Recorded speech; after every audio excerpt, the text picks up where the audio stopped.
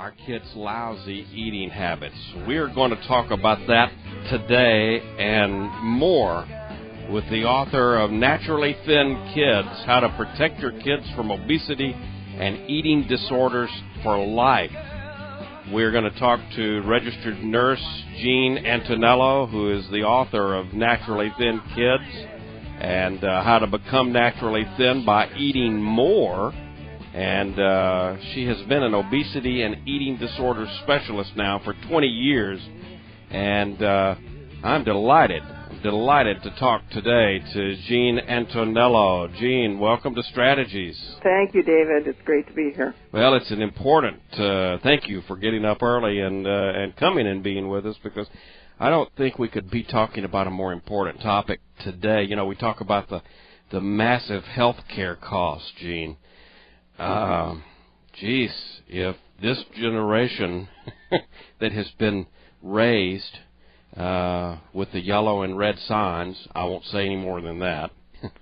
You know, can you imagine if this is not checked, what the health care bill is going to be when they reach their 40s and 50s?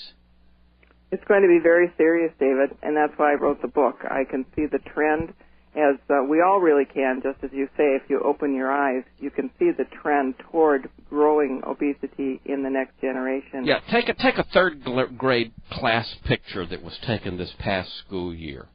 And if you happen to have your own third grade picture, I don't know, from 1963, 64, 72, compare today's third grade class to that 60s or 70s third grade class, and I think you'll see a staggering difference, won't you? Yes, very significant, right there in the photograph. And all you got to do, just use your eyes there. And I'm talking any school, any place. That's my challenge. Just take a look at the pictures. Now, when you lay that down against, Jean, that there's more diets now, some of them saying that they're scientifically proven, et cetera, et cetera, et cetera. There's more of those books, and on the internet also you can find them. So with all that dieting, what's the deal? I mean, at a cursory level, one doesn't really understand. Why aren't we thinner? Yeah. Why aren't our kids thinner? Yeah. That's the question. Because there's certainly an emphasis. I mean, we have that emphasis today. I mean, again, just like in the pictures. Imagine going to the bookseller, I don't know, even 15 years ago, and thinking about the section that was the dieting and food section of the bookstore, and then go in and look at it today. Massive explosion of titles available. There's a correlation, David, between Really? the explosion of titles and the explosion of obesity. Okay, tell us about that, because that's interesting. Well, I have discovered, researching obesity, that there is a positive correlation between going hungry for any reason, right, and developing a weight problem and or eating problems, eating disorders. And this is just being researched at the University of Minnesota, and they have found this correlation very recently, that people who go hungry develop an adaptive weight gain over time after the diet is over. And that's why people rebound and regain weight that they lost during dieting, and that's why dieting generally fails. Actually, between 95 and 98% of all people who diet with any method regain all the weight back that they lost, and most gain back more weight than they lost in the first place. So you're saying then that traditional dieting is actually the leading cause of obesity and eating disorders. Am I hearing you right? Yes, I believe that it is the number one promoter of obesity and disturbed eating patterns. Wow. That's significant. All right. Body-controlled eating. What is that?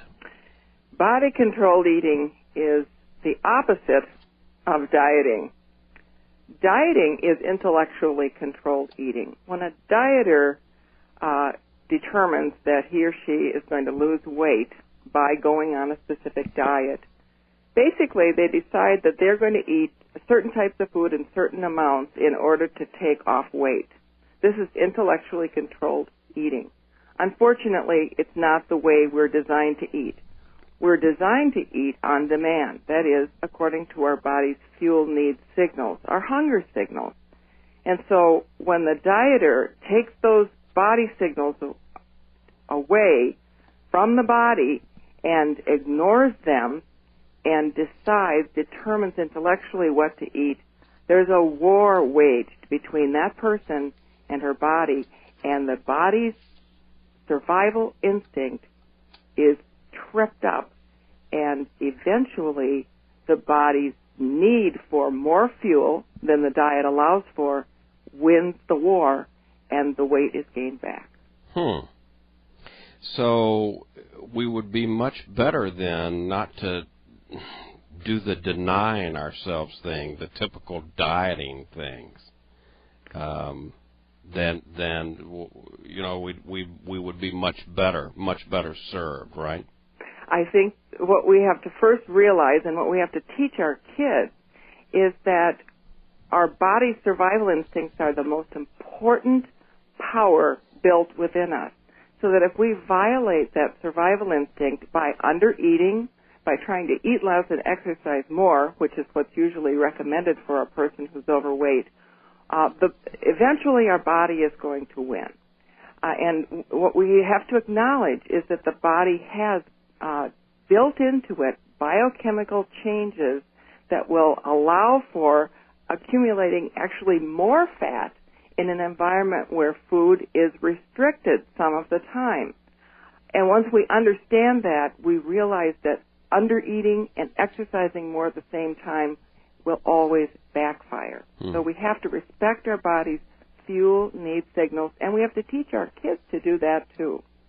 All right, so what you're pointing us to then is what you'll call instinctive eating, is that right? Instinctive eating is the same as body-controlled eating. Okay. And that is based on how our bodies are designed to signal to us that we need fuel or that we need to stop eating. All right, so how do we keep the instinctive eaters on track, Jean, and help other kids who are out of that pattern to even reestablish more natural eating habits for themselves? Well, kids who are naturally instinctive eaters, that is, who have never gotten out of touch with their urge to eat and their response to their hunger signals, are pretty easy to handle. You just continue to encourage them to pay attention to their hunger as they have continued to do since they were infants. We seem in our culture not to have any trouble with feeding our babies on demand, but often we get off that approach by the time a child is 3 or 4 or 5 years old. But some children are fed on demand throughout those early years, and as long as they do stay tuned in, they will not develop a weight problem. Those kids, though, who do begin to ignore their hunger signals, either because they're very focused personality or food isn't available for them when they become hungry, do need to be retaught to recover that natural response to their hunger.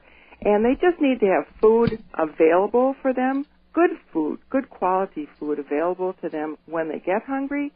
And they need to perhaps be reminded, if they happen to have a very focused personality, that every few hours food is available, and they might need to be questioned. Are you hungry? Can I get you something for a snack? All right, so when a kid eats then, is it as important as what a kid eats, or are those things equally important in your opinion? Dave, when a kid eats is so vital, and this is really a central point in my book, Naturally Thin Kids. It's one of the things, perhaps the thing, that has been ignored in our approach to obesity in both adults and children. timing is very, very important. If kids eat late, that is, if they eat a significant amount of time after they first feel hungry, the biochemical changes will occur within them that will cause makeup eating later, an excessive appetite, cravings for sweets and fatty foods. Their metabolisms will drop down. They become preoccupied with food and irritable, and they don't want to move around very much. So it's crucial, especially for kids who come from families where there is already an obesity problem, because they tend to be more sensitive to going hungry. It is crucial for these children to eat on time, that is, right away when they get hungry. Very, very interesting conversation that we're having today. The name of the book is Naturally Thin Kids, and it is by the author of How to Become Naturally Thin by Eating More. That title immediately gets my attention. I don't know about you, Gene Antonello, and we've got a lot of ground to cover today, an important ground to cover with Gene Antonello on strategies for living. So don't go away. Stay with us. Much more to come. We'll be back